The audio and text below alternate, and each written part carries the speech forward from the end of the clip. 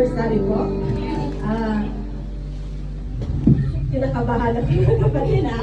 Praise God, kinakabahan ako Kaya sa mo yan. kanya, mga kapatid. Praise God, hallelujah. Magaganda po ang mga anak ng Panginoon. Amen. Praise God, Amen. according to the book of Proverbs, chapter 16, verses 1 and 2, na sa tao ang pagpaplano, ngunit ang Panginoon ang nagpapasya kung magaganap ito o hindi.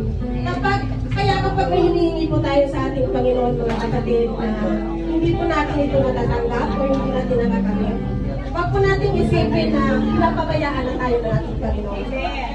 Lagi po natin tatandaan, mga kapatid, na mas maganda po ang plano niya kaysa plano natin. Kaya ipagkatiwala na lang po natin sa kanyang lahat dahil siya lang po ang nakakaalam sa maaaring mangyari sa hinaharap.